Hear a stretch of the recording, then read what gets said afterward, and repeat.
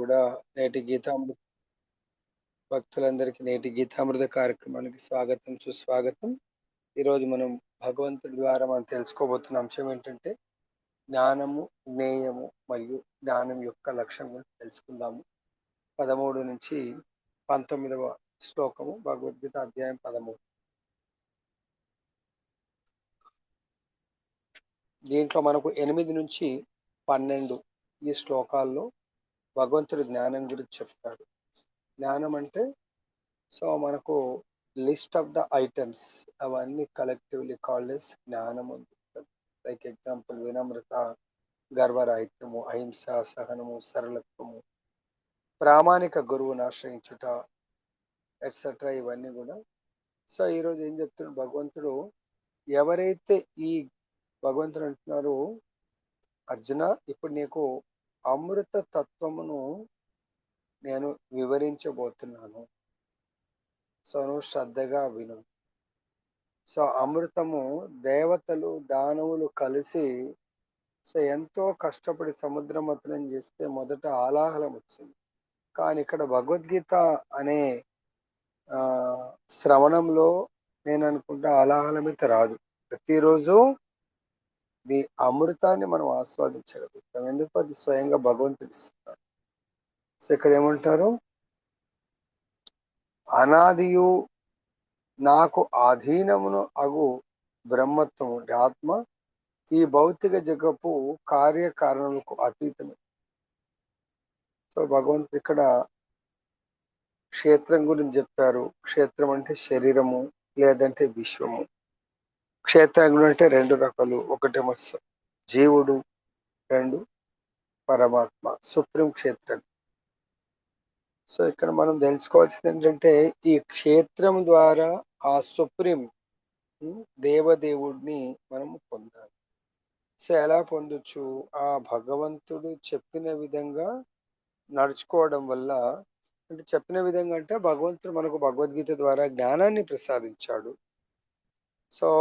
ఆ జ్ఞానం గురించి ఇంకా తెలుసుకోవడాన్ని జ్ఞేయం అంటున్నారు.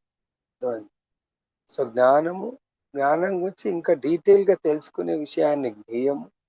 ఎందుకు తెలుసుకోవాలా? భగవంతుడు మనకు అమృతాన్ని ప్రసాదిస్తున్నాడు. ఎవరైతే ఈ అమృతాన్ని స్వీకరిస్తారో వాళ్ళ ఆత్మ ఎట్లాగో నిత్యత్వం. వాళ్ళు దేహము కూడా నిత్యమైనటువంటి దేహాన్ని వాళ్ళు పొందే అవకాశం ఉంటుంది. ఏ విధంగా? భగవంతుడే సుప్రీం క్షేత్రజ్ఞుడు, అన్నీ తెలిసినటువంటి వాడు. భగవంతుడి కంటే పైన ఎవరు లేరు. కాబట్టి భగవంతుడు సచ్చిదానంద స్వరూపుడు అనే విషయాన్ని మనకు శాస్త్రాలు బోధిస్తుంది. మరి సచ్చిదానంద స్వరూపము అన్నప్పుడు మనకు కూడా స్వరూపం ఉంది. మరి భగవంతుడు కూడా స్వరూపం అనుకుంటే మన దేహము మనందరికి కనబడుతుంది. కానీ ఈ దేహము 6 రకాల మార్పులతో కూడుకుంది. భగవంతుడి దేహము మార్పు రహితమైంది. అది సచ్చిదానంద స్వరూపం. మన దేహములో ఏదైతే చూసినట్టయితే మన అందరి దేహంలో హస్తాలు ఉన్నాయి, పాదములు ఉన్నాయి, నయనాలు ఉన్నాయి, శిరములు ఉన్నాయి, ముఖములు ఉన్నాయి, కర్ణములు ఉన్నాయి. ఇవన్నీ ఎక్కడి నుంచి వచ్చాయి? ఇవి పంచభూతాలతో కూడుకున్న కదా, త్రిగుణాలు మరియు పంచభూతాలు. భగవంతుడు ఈ ఇంద్రియ రూపంలో ప్రతి విశ్వమంతా మాతృత్వ రూపం విస్తరించి ఉన్నాడు. అంటే ఏ విధంగా? చేతుల రూపంలో, కాళ్ళ రూపంలో, మన ఇంద్రియాలు ఏవైతే ఉన్నాయో ఆ అన్ని ఇంద్రియాల రూపంలో భగవంతుడు విస్తరించున్నాడు. ఎలా అంటే ప్రభు దానికి ఎగ్జాంపుల్, తల్లి గర్భంలో చాలా సూక్ష్మ రూపంలో ఆత్మ ఎంటర్ అవుతుంది. అక్కడ ఆత్మ దేంతో ఎంటర్ అవుతుంది? సూక్ష్మ దేహంతో ఎంటర్ అవుతుంది. సూక్ష్మ దేహం అంటే మనస్సు, బుద్ధి, అహంకారం. దాంట్లో ఏం స్టోర్ అయింది? నీకు ఎటువంటి ఫ్యామిలీ కావాలా, ఎటువంటి కర్మలను అనుభవింపబోతున్నావు, ఆ ఫలాలను అనుభవించడానికి నీకు ఇంద్రియాలు కావాలి. కాబట్టి ఆ ఇంద్రియాలని కూడా మనకేమంటారు? సూక్ష్మ రూపంలో ఉంటాయండి. అవి ఆ తల్లి గర్భంలో పెరుగుతూ పెరుగుతూ అది ఒకానొక రోజు జన్మ తీసుకుంటుంది. అప్పుడు భగవంతుడు మనకు అన్ని ఇంద్రియాలను పర్ఫెక్ట్ గా తల్లి గర్భంలో చేసి మనం బయటకు వచ్చేట్టుగా చేయడం జరుగుతుంది. దీనికి ఎగ్జాంపుల్ తీసుకుంటే శుకదేవ గోస్వామి, ఎవరైనా వేదవ్యాసుల వారి యొక్క కుమారుడు. ఆయన తన తల్లి గర్భంలో 12 సంవత్సరాలు ఉంటాడంట. ఇప్పుడు మనం అలా మాట్లాడుకుంటే అది మనకు అలా ఎలా ఉంటుంది బాబు 12 సంవత్సరాలు, అది భగవంతు యొక్క దైవీ మాయ. సో వేదవ్యాసుల వారు ఉంటారు, నువ్వు బయటకు వచ్చేయి అంటే, లేదు నేను రాను, బయట భగవంతుడి యొక్క ప్రచండ మాయ ఉంది, ఆ మాయ నుంచి నేను తట్టుకోలేను, సో తల్లి గర్భంలో సేఫ్ గా ఉన్నానంటాడు. అప్పుడు వేదవ్యాసుల వారు భగవంతుని వేడుకుంటాడు, ప్రభు మీరే రక్షించండి అంటే, అప్పుడు స్వయంగా భగవంతుడు వచ్చి శుకదేవ గోస్వామికి మాట ఇస్తాడు, ఏ శుకదేవ, నువ్వు మీ తల్లి గర్భంలోంచి బయటకు రా అంటే, ప్రభు మీ యొక్క మాయ నుంచి నేను రక్షింపబడతానని మీరు వాగ్దానం చేస్తే నేను వస్తాను. అప్పుడు భగవంతుడు అంటారు, నా మాయ నిన్నే కాదు, నీవు నీ అవతారమే నా యొక్క గ్రంథావతారాన్ని అవతరింపజేయడానికి నువ్వు వస్తున్నావు, అటువంటిది నిన్ను మాయ టచ్ చేయడం కాదు, నీ ముఖార విందం నుంచి వెలువడబోయేటువంటి భాగవతాన్ని ఎవరైతే వింటారో వాళ్ళని కూడా నా మాయ టచ్ చేయదు అని చెప్తున్నారు. కాబట్టి ఇక్కడ భగవంతుడు సర్వవ్యాపకుడు, అంటే మన ఇంద్రియాలన్నీ భగవంతుడి యొక్క ఇంద్రియాలు సర్వాంతర్యామి, సర్వం వ్యాపించి ఉన్నాయి. సో ఆ సర్వ వ్యాపకత్వం నుంచి మనం ఇంద్రియాలని పొందగలుగుతున్నాం.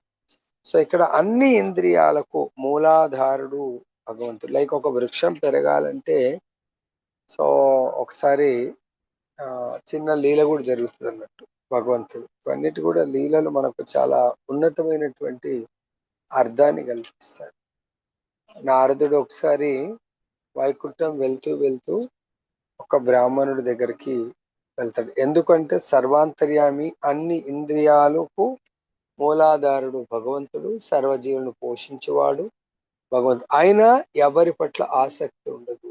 అదే మనం ఎవరినైనా పోషిస్తున్నాం అనుకుంటాం, ఎవరినైనా పెంచి పోషిస్తుంటే వాళ్ళ పట్ల మనకు అజమాయిషి ఉంటుంది, వాళ్ళ పట్ల ఆసక్తి ఉంటుంది, సో వాళ్ళకు మన పట్ల ఆసక్తి ఉంటుంది. కానీ భగవంతుడు ఈ విశ్వాన్ని పోషిస్తున్న విశ్వం పట్ల పర్సనల్ గా ఏమి ఆసక్తి ఉండదు. భగవంతుడు ప్రభు అయినా కూడా వీళ్ళతో భగవంతుడు దీనికి అతీతంగా ఉంటాడు. సో అయితే నారదుడు వైకుంఠం వెళ్తూ వెళ్తూ ఒక బ్రాహ్మణుని కలుస్తాడు. ఆ బ్రాహ్మణుడు, ప్రభు ఎక్కడికి వెళ్తున్నారంటే వైకుంఠం వెళ్తున్నానంటాడు. అయితే భగవంతుడు, మీరు వైకుంఠం వెళ్తున్నారు కాబట్టి నా గురించి ఒక మాట అడగండి, ఎందుకంటే ఆయన అందరికీ ప్రభు, ఆయన ఇక్కడ కూడా ప్రభు అని చెప్తున్నాడు కాబట్టి భగవంతుడు అందరికీ ప్రభువు, అందరినీ పోషించేవాడు కాబట్టి నేను వైకుంఠానికి ఎప్పుడు వెళ్తాను అని అడగండి. అప్పుడు సరే అని చెప్పేసి ఇంకొక అట్లా వెళ్తూ ఉంటే ఒక చెట్టు కింద చెప్పులు కుట్టేవాడు, అతని దగ్గరికి వెళ్తాడు. సో ఆయన కూడా నారదుని గౌరవ మర్యాదలు చేసి ఆయన కూడా ఇదే ప్రశ్న అడుగుతాడు, ఎక్కడ వెళ్తున్నా అంటే వైకుంఠం. సో మరి నా గురించి కూడా ఒక ప్రశ్న అడగండి, నేను ఎప్పుడు వైకుంఠం వెళ్తాను అని అడుగుతాడు. ఓకే అంటాడు. అప్పుడు వైకుంఠం వెళ్ళినప్పుడు భగవంతుడు నారదుని ఈ లోకం గురించి ఎంక్వైరీ చేస్తే ఎలా ఉన్నారు ఏం కథ అని చెప్పేసి, ఇప్పుడు అంత అయిన తర్వాత నారదుడు, స్వామి నేను భూలోకం నుంచి వస్తుంటే ఇద్దరు వ్యక్తులు ఈ విధంగా అడిగారు, వాళ్ళకి ఏం సమాధానం చెప్పమంటావు అంటే, మొట్టమొదటిగా బ్రాహ్మణుడు కలిశాడు కదా, ఆయన ఎప్పుడు వస్తాడో నేనేం ఇంకా చెప్పలేను, ఆయన ఫిక్స్ కాలేదు, ఇంకా టైం పట్టొచ్చు అంటాడు. మరి ఆ చెప్పులు కుట్టేవాడి సంగతి ఏంటి, ఆయన ఇదే లైఫ్, లాస్ట్ నెక్స్ట్ లైఫ్ ఇంకా మళ్ళీ జన్మ ఉండదు, నా దగ్గరికి వచ్చేస్తా అంటాడు. అరే అదేంటి సార్, ఈయన అసలు పూజనే చేయడు, ఎప్పుడు చూడు ఆ చెప్పులు కుట్టుకుంటూ కూర్చుంటాడు, ఆయన ఎప్పుడు పాపం గుడిలో పూజ చేస్తాడు, ఆయనకి ఇంకా టైం ఫిక్స్ కాలేదు అంటున్నారు అంటే, సో దానికి ఆన్సర్ నేను చెప్పను, నువ్వు వెళ్ళి నువ్వు వెళ్ళగానే అడుగుతారు చాలా క్యూరియాసిటీతో, నేను ఎప్పుడు వెళ్తానని చెప్పాడు సమాధానం చెప్పండి అంటే, అప్పుడు చెప్పండి. వాళ్లకు డైరెక్ట్ నేను ప్రశ్న అడగరు, నువ్వు వెళ్ళంగానే భగవంతుడు ఏం చేస్తున్నాడు ఆ విషయం చెప్పండి అంటారు. అప్పుడు మీరు చెప్పండి, చిన్న సూది రంధ్రంలోంచి మదపుటి ఏనుగును దూరుస్తున్నాడు అని చెప్పండి, అప్పుడు మీకు ఆన్సర్ అర్థమవుతుంది అంటారు. సరే ప్రభు, చూడండి ఇక్కడ భగవంతుడు కూడా చెప్పాలంటే అక్కడే చెప్పొచ్చు ఆన్సర్. కానీ భగవంతుడు చెప్పకుండా లీల చేస్తున్నాడు. ఇది భగవంతుడు ఆచార్యులు కూడా డైరెక్ట్ చెప్పాలని చెప్పొచ్చు. కొన్నిసార్లు మన కొరకు మనల్ని ఉద్ధరించడానికి, మన కళ్ళు తెరిపించడానికి కొరకు భగవంతుడి యొక్క ప్రతినిధులు కాబట్టి ఆచార్యులు కూడా ఆ విధంగా చెప్తా ఉంటారు. వస్తే బ్రాహ్మణుడు నిజంగానే భగవంతుడు చెప్పాడు కాబట్టి రాగానే మీరు వెళ్ళినప్పుడు భగవంతుడు ఏం చేస్తున్నాడు ప్రభుజీ అంటే చిన్న సూర్యరంధ్రం నుంచి పెద్ద మలపుటైన దూరిస్తున్నాడు. అప్పుడు ఈ బ్రాహ్మణుడు అరే మీరు ఎందుకు అలా జోక్ చేస్తుంది. సో చిన్న సూర్యరంధ్రం నుంచి పెద్ద మదపుటైన ఎలా దూరిస్తారండి, ఎవరు దూర్చగలుగుతారు అని అంటాడు. సరే అనేది అర్థమయ్యి అంటే నేను రోజు భగవంతుని సేవిస్తున్నా, భగవంతుడి యొక్క కెపాసిటీ సర్వజీవులను పోషిస్తుంది, ఈ సృష్టిని సృష్టిస్తున్నాడు. మన యొక్క ప్రతి ఇంద్రియానికి భగవంతుడే సర్వాధారము అనేది తెలియలేదు, నాకు అర్థం చేసుకోలేదని ఆయన దగ్గర నుంచి ఆ కాబ్లర్ దగ్గరికి వెళ్తాడు. ఆయన కూడా ఇదే ప్రశ్న చేస్తాడు ఎప్పుడు, నేను భగవంతుడి దగ్గరికి వెళ్తా, ఆయనకి ఇదే సమాధానం చెప్తాడు. ఆయన ఎప్పుడు వెళ్తాను అడగకుండా మీరు వెళ్ళినప్పుడు భగవంతుడు ఏం చేస్తున్నాడు అంటే ఇదే సమాధానం చెప్తాడు. చిన్న సూర్యరంధ్రంలోంచి మదపుటేనేమో దూరిస్తున్నాడంటే అప్పుడు ఆయన ఆహా ఎంత అద్భుతమైన లీల చెప్తారు. భగవంతుడు సర్వ సమర్థుడు ఆయన. అదే ఎట్లా విశ్వాసం అంటే నువ్వు నేను చెప్పగానే ఎలా నమ్మావంటే నేను ఏదైతే చెట్టు కింద కూర్చున్నానో అది ఆ చెట్టు యొక్క కాయలు ఎంత ఉంటాయండి, పండు చాలా చిన్న చిన్న పండు ఏంటవి మరి పళ్ళు. సో దాని లోపల చిన్న చిన్న గింజలు, వందల గింజలు ఉంటాయి. ఆ ఒక్కొక్క గింజలో ఇంత పెద్ద వృక్షాన్ని భగవంతుడు దానికి ఎన్ని కొమ్మలు ఎన్ని శాఖలు ఉండాలో డిజైన్ చేసి పెడుతున్నప్పుడు మన మనుషులలో భగవంతుడు ఎందుకు డిజైన్ చేయలేడు. సో కాబట్టి భగవంతుడు ఏదైనా చేయడానికి సర్వసమర్థుడు, అందుకే నేను విశ్వసిస్తున్నాను అంటాడు. అప్పుడు అర్థమైంది నాకు. కాబట్టి భగవంతుడి పైన సంపూర్ణ విశ్వాసం ఉంది కాబట్టి ఇతను భగవద్ధాం వెళ్ళడానికి అర్హత పొందాడు. కాబట్టి మనం ఇక్కడే ఉండిపోవడానికి మనం వెళ్ళడానికి కారణం ఏంటంటే మన ఇంద్రియాలను మనం ఆధ్యాత్మిక ఇంద్రియాలుగా మార్చుకోవాలి. అది ముక్తావస్థలో మాత్రమే మారుతాయి, బద్ధస్థితిలో మారు. కాబట్టి బద్ధస్థితి నుంచి ముక్త స్థితికి మనం మారాలంటే మన ప్రతి ఇంద్రియము త్రిగుణాలతో కూడుకుని ఉంటుంది. సో ఎందుకు మన లాస్ట్ లైఫ్ లో మన చేతులతో కొంత కర్మ చేశాము భౌతిక భోగాల పట్ల, ఇంకా కర్మ మిగిలి ఉందంటే ఈ లైఫ్ లో ఎంత చెప్పినా భౌతిక భోగాలను మనం ఎంజాయ్ చేయడానికే మన సమయాన్ని కేటాయిస్తూ ఉంటాం. కానీ దానివల్ల మనం ఎంతో నష్టపోతూ ఉంటాం. భగవంతుడు ఇక్కడ చెప్తున్నాడు మన ఇంద్రియాలు మన దేహం అంతా కూడా త్రిగుణాతీతము కావాలి. సో త్రిగుణాతీతం కావాలంటే త్రిగుణాతీతుల యొక్క సాంగత్యంలో మనము మాక్సిమం భగవంతుడి యొక్క భక్తి సేవను చేయాలి. సో ఇక్కడ ఏమంటున్నారు, వాస్తవంగా ప్రతి భక్తులు ఉంటారో వాళ్ళు భూత భవిష్యత్ వర్ధమానములన్నింటినీ కూడా గాంచగలుగుతారు. అందు గురించే చాలా మంది ఉన్నత జీవులు వాళ్ళు దివ్యదృష్టితో దయ్యం జరగబోతూ చూస్తారు కానీ అది చెప్పరు. ఎందుకు? ప్రకృతికి విరుద్ధమైపోతుంది. సో ఇక్కడ మనకు భగవంతుడు ప్రతి ఒక్కరి హృదయంలో ఉంటూ మన పూర్వకర్మను, ప్రస్తుత కర్మను, రాబో భవిష్యత్తును కూడా భగవంతుడు ఎరిగి ఉంటాడు. ఆ భగవంతుడు తెలుసు కాబట్టే మన దగ్గరికి మనం సిన్సియర్ గా ఉంటే మన దగ్గరికి భగవంతుడి యొక్క భక్తుల్ని పంపించడం జరుగుతుంది. ఆ భక్తులు ఏం చేస్తూ ఉంటారు, మనం ఒకవేళ రాంగ్ డైరెక్షన్ లో వెళ్తా ఉంటే మనని రైట్ డైరెక్షన్ లో చెప్తారు. దీనికి ఎగ్జాంపుల్ చెప్తాను. నేను దాదాపు ఒక 40 years ఆర్ 42 years కింద అనుకుంటా మా ఊర్లో ఒక పెళ్లి ఉంటే వాళ్ళు బస్ కట్టారు. మార్నింగ్ పెళ్లి అయితే నైట్ లో బయలుదేరి వెళ్ళామన్నట్టు. వెళ్తే అది ఎక్కడో కాదు, బాసర్ దగ్గర. అప్పుడు ఎంస దగ్గర, నిజామాబాద్ వాళ్ళకి తెలుసు, ఎంస దగ్గర ఒక బ్రిడ్జ్ కడుతూ కంప్లీట్ కాలేదు. అలానే ఇంకా దానిపైన బ్రిడ్జ్ పోయలేదు, గుంత దువ్వారు, కాలువలాగా పెట్టారు. ఇక్కడ మేము బస్సులో వెళ్ళిన వాళ్ళకి ఎవరికి తెలియదు అది పెద్ద బ్రిడ్జ్ కంప్లీట్ కాకపోతే ఏముంటుంది, పెద్ద గోయిలాగా ఉంటుంది మొత్తం. అయితే మేము ఆ రాత్రిపూట బస్సులో వెళ్తుంటే ఆ ఊరోళ్ళందరూ బస్ స్పీడ్గా పోతుంది, ఊరోళ్ళందరూ గట్టి గట్టిగా అరుస్తున్నారు. సో అరే ఆపండి ఆపండి, అది బ్రిడ్జ్ కంప్లీట్ కాలేదు అని చెప్పేసి. ఎందుకంటే అక్కడ తెలియకుండా అంత స్పీడ్లో వెళ్తే మొత్తం బస్సు బోర్ల పడిపోతుంది. అరే ఎందుకు అరుస్తున్నారు వీళ్ళు ఊరోళ్ళని మేము అనుకొని పట్టించుకోకుండా వెళ్ళిపోయినాం. డ్రైవర్ అక్కడ వెళ్ళిన తర్వాత లక్కీలీ కొంచెం దూరంలోనే ఆయన అంత స్పీడ్లో కూడా క్యాచ్ చేసిండు. అరే మనం ఇంకా బస్సు చాలా ప్రమాదంలో ఉంది అని. కరెక్ట్ అక్కడ పోయిన తర్వాత ఆయన చాలా కంట్రోల్ చేసి మొత్తానికి బస్సు బోర్ల పడకుండా ఆ గుంతలోకి దించాడు. దాంట్లో కొన్ని దెబ్బలు తగిలినాయి కానీ మేజర్గా ఏం కాలేదు. అంటే ఇక్కడ మనం ఊరోళ్ళు అరుస్తున్నప్పుడు గట్టి గట్టిగా అరుస్తున్నారు, ఎందుకు అనేది ఆలోచించాలి. ఆలోచించి ఉంటే ప్రమాదం అంత జరిగేది కాదు.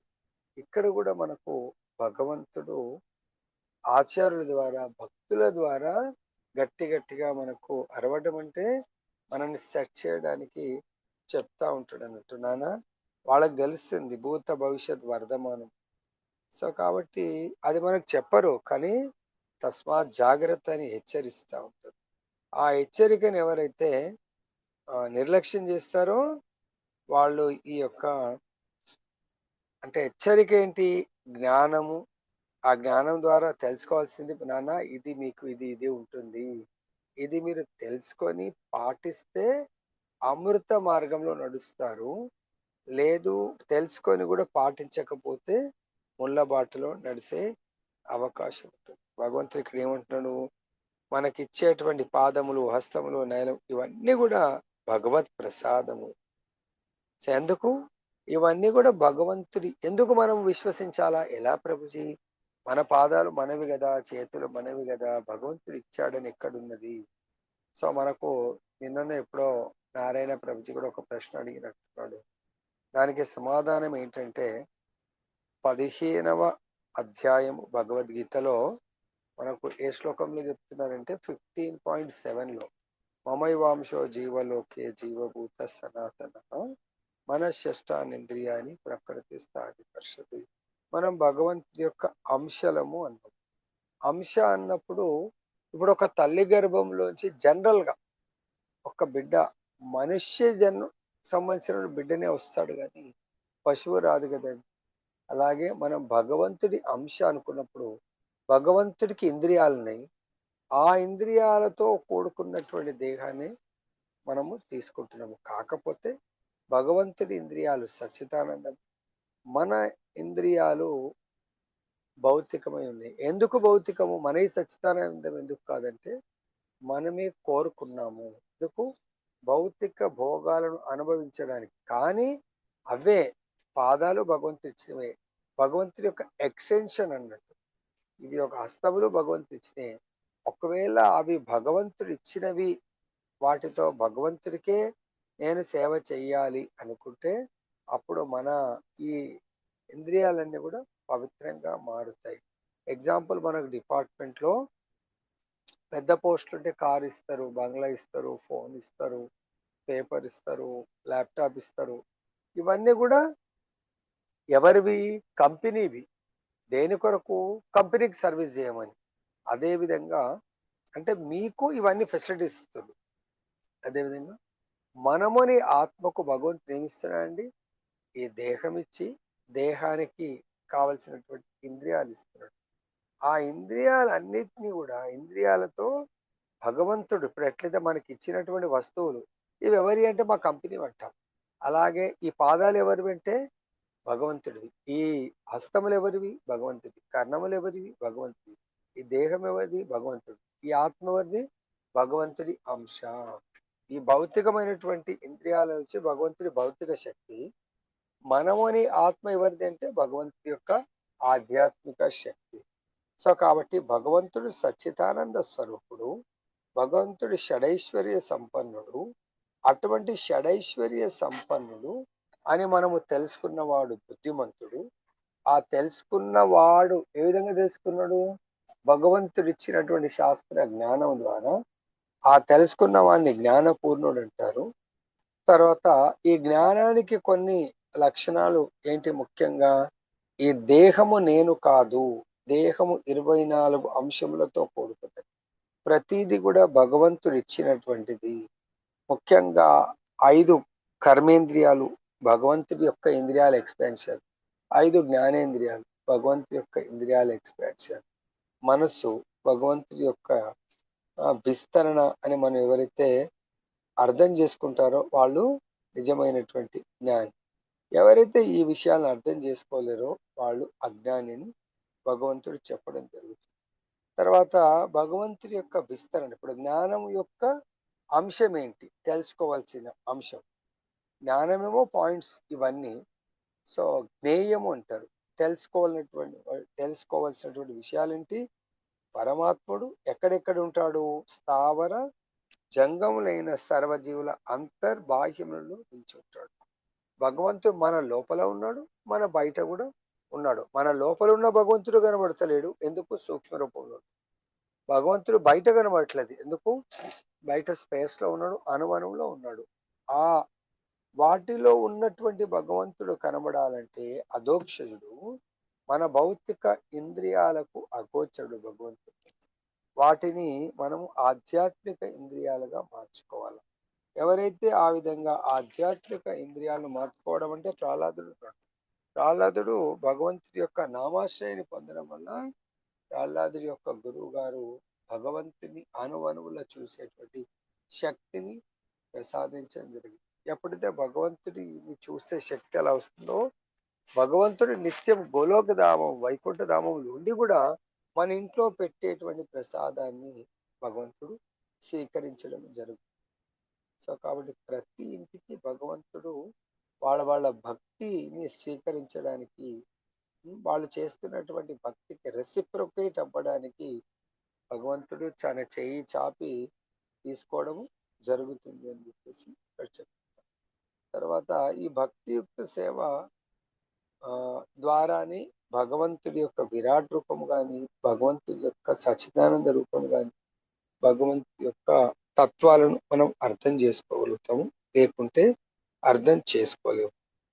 సో ఇక్కడ మనకు ఇంకో డౌట్ వస్తుంది. భగవంతుడు అన్ని జీవుల యందు పరమాత్మ రూపంలో ఉన్నాడు అంటే భగవంతుడు విభజిస్తున్నాడా? ఇప్పుడు మనమే ఆస్తి మనకున్నది, 2 కొడుకులు అనుకోండి. 2 కొడుకులకు సమానంగా ఇవ్వాలంటే భాగాలు పంచాల్సిందే కదా. కానీ ఇక్కడ భగవంతుడు అందరి హృదయాల్లో ఉన్నాడు అంటే భగవంతుడు విభజింపబడుతున్నాడా? విభజింపబడుతున్నాడు.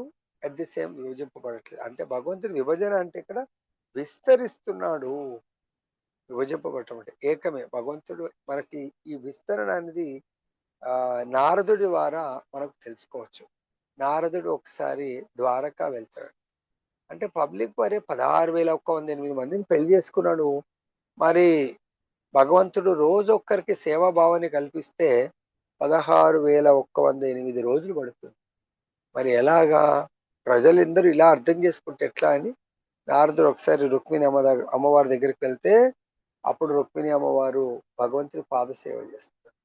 సత్యభామ దగ్గర వెళ్తే భగవంతుడు అక్కడ సత్యభామ యొక్క పిల్లలతో హాయిగా ఆనందిస్తా ఉన్నాడు. జాంబవతి దగ్గరికి వెళ్తే భగవంతుడు అక్కడ భోజనం చేస్తాడు. రకరకాల రాణుల దగ్గరికి వెళ్తే ఏకకాలంలో రకరకాల లీలలు చేస్తా ఉంటాడు. అప్పుడు అర్థమైంది భగవంతుడు ఒక్కడు కాదు, ఏకో బహుశాఖ అంటే ఒక్కరే ఎన్నో శాఖలుగా భగవంతుడు విస్తరించాడు అని చెప్తారు. అంటే 16,108 రూపాల్లో భగవంతుడు విస్తరించడం జరిగింది. అంతేకాకుండా ఇంకా ఏం చెప్తారంటే, మనము బ్రహ్మ విమోచన లీలల బ్రహ్మ భగవంతుని టెస్ట్ చేయడానికి కొరకు తన ఫ్రెండ్స్ తో ఆడుకుంటూ ఉన్నటువంటి భగవంతుని శక్తిని టెస్ట్ చేస్తాడు. మొట్టమొదటిగా భగవంతుడు కాచేటువంటి గోవులను మాయం చేస్తాడు. భగవంతుడు అక్కడికి వెళ్ళేసరికి గోపాలను మాయం చేస్తాడు. అప్పుడు భగవంతుడు చూస్తారే, గోవుల గురించి వెళ్తే గోవులు మాయమైనవి, ఇక్కడికి వచ్చేసరికి తిరిగి నా ఫ్రెండ్స్ అందరు ఎక్కడ వెళ్ళారు అని ఆలోచిస్తే భగవంతుడికి భూత వర్తమాన భవిష్యత్ అనే జ్ఞానాలని కాబట్టి చూస్తే బ్రహ్మదేవుడు వాటిని తీసుకొని హంస మీద వెళ్ళిపోయాడు. ఇప్పుడు భగవంతుడు అనుకుంటారు, ఓహో బ్రహ్మకు కూడా లెసన్ ఇవ్వాల్సిందే అని చెప్పేసి తిరిగి ఆ భగవంతుడు ఇలా నిలబడి, ఎలాగైతే మనం పండర్పూర్లో నిలబడతారు కదా, అలా నిలబడి తన నుంచి అనంతమైనటువంటి విష్ణు రూపాలు వచ్చి బ్రహ్మదేవుడు చూస్తుండగానే కొంతమంది గోవుల్లాగా మారిపోయింది, కొంతమంది గోపబాలులాగా మారిపోయింది. అప్పుడు అనుకుంటాడు, అరే సాక్షాత్ భగవంతుడైన.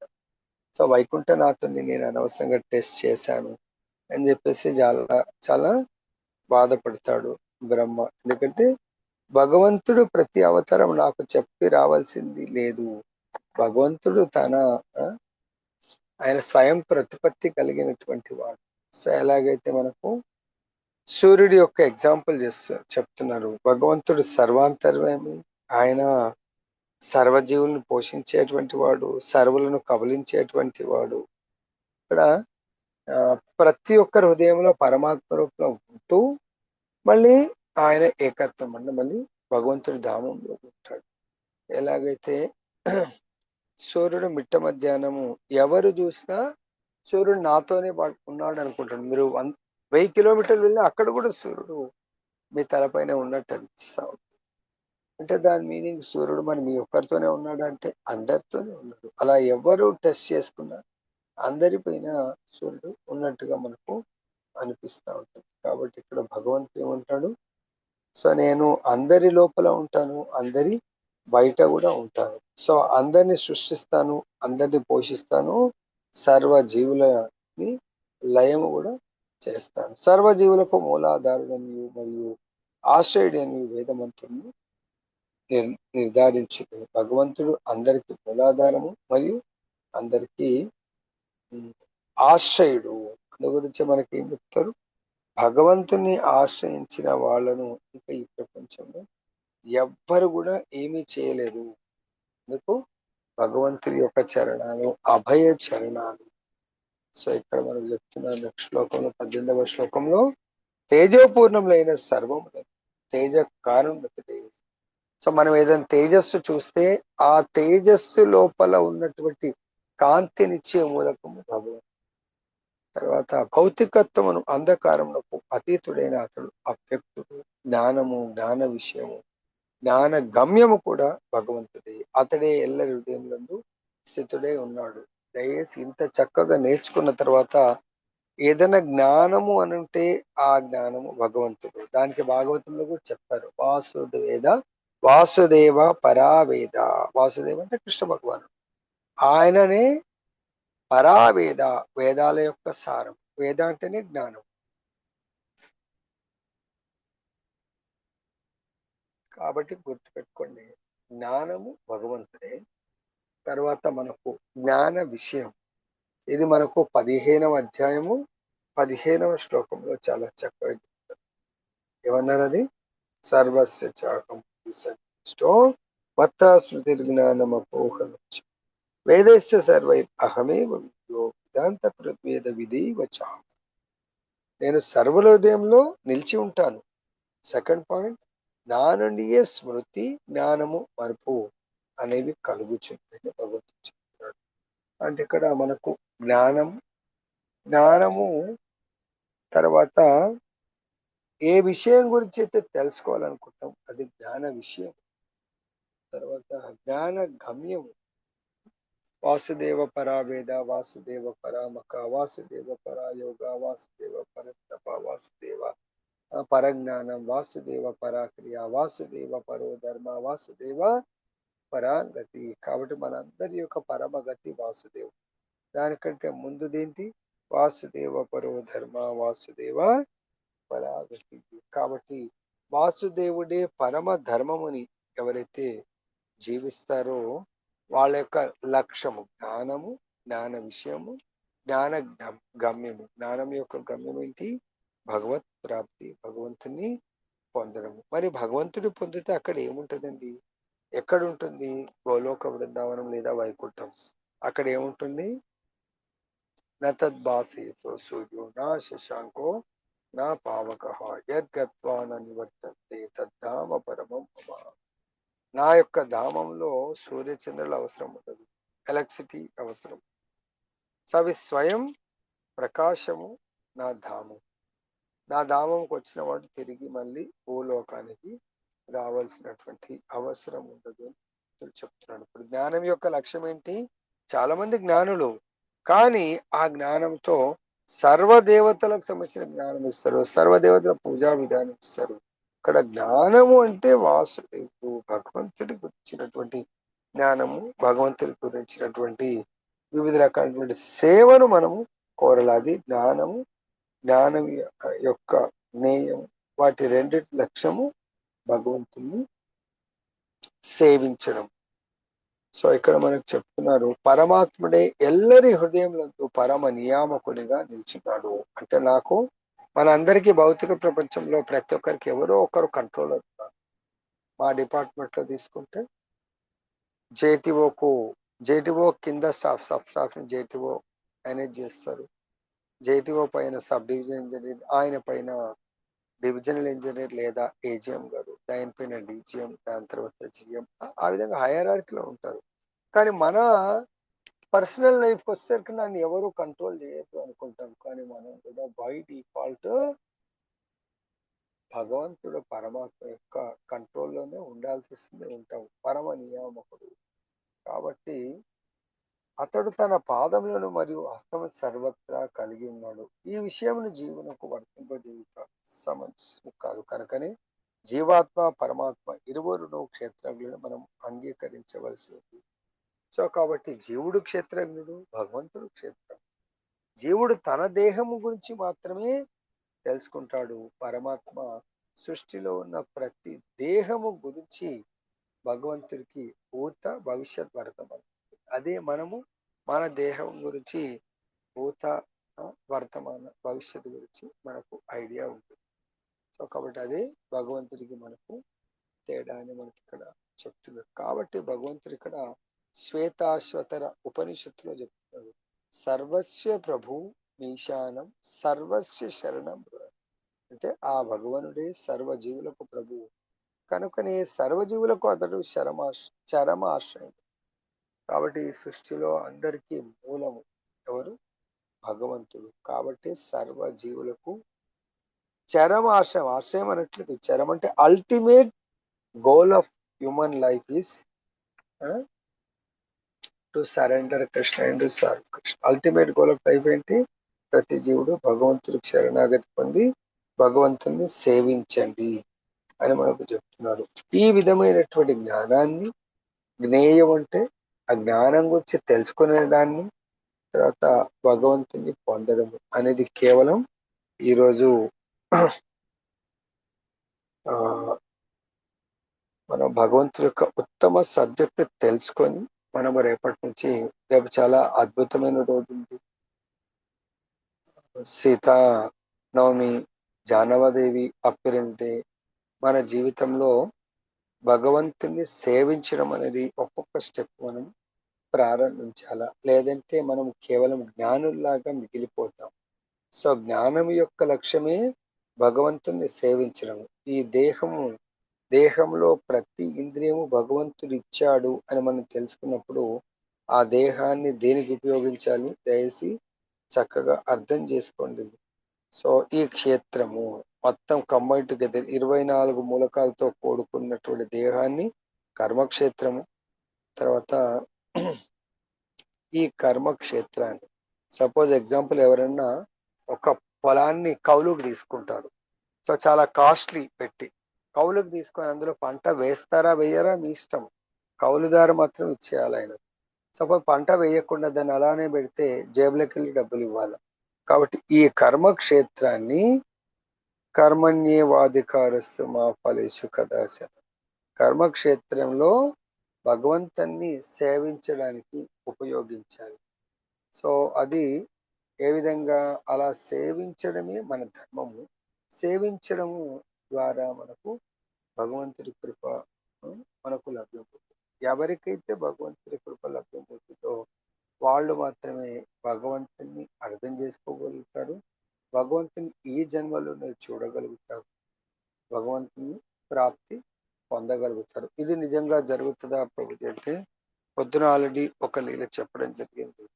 సో మనకు సంపూర్ణ జ్ఞానం ఉంటుందా లేదా సెకండ్ థింగ్, కానీ భగవంతుడి యొక్క శుద్ధ భక్తునటువంటి ఆచార్యుడి కృప లభ్యమవుతే మాత్రం తప్పకుండా మనకు జ్ఞానమే కాదు, భగవంతుడి యొక్క ఆ జ్ఞాన లక్ష్యము భగవత్పాద పద్మాల ఆశ్రయం, అది కూడా మనకు లభ్యమవుతుంది అని మనకు ఈ శ్లోకాల ద్వారా చెప్తున్నారు. జ్ఞాన లక్ష్యము ఎవరైతే పెట్టుకొని ఆ జ్ఞానాన్ని పొందుతూ రోజు డే టు డే లైఫ్ లో ప్రాక్టీస్ చేస్తారో ఒకానొక రోజు తప్పకుండా భగవత్ ప్రాప్తి, ఏ విధంగా మనకు భగవంతుడి యొక్క ప్రేమను తప్పకుండా పొందగలుగుతాము.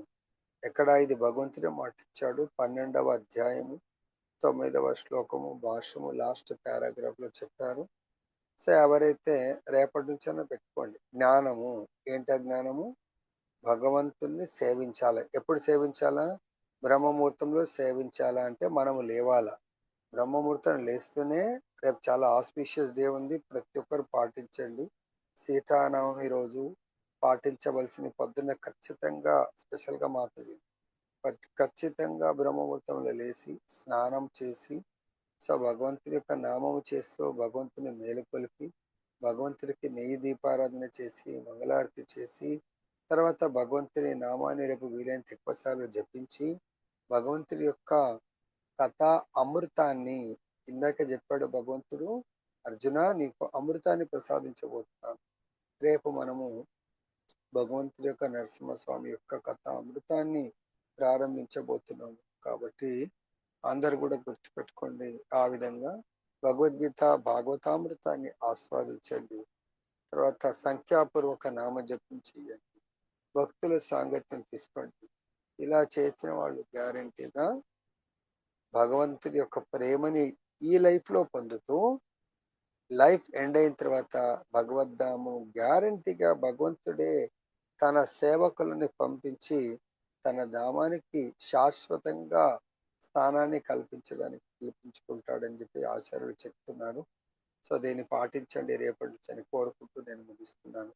హరే కృష్ణ హరే కృష్ణ కృష్ణ కృష్ణ హరే హరే, హరే రామ హరే రామ రామ రామ హరే హరే. बोलो ग्रंथ श्रीमद् भगवद गीता श्री श्री राधा रमन लाल जगन्नाथ बलदेव सुभद्रा गौर निताय भगवान की जय, जगत गुरु श्री प्रभुपाद की जय, श्री श्रीपाद।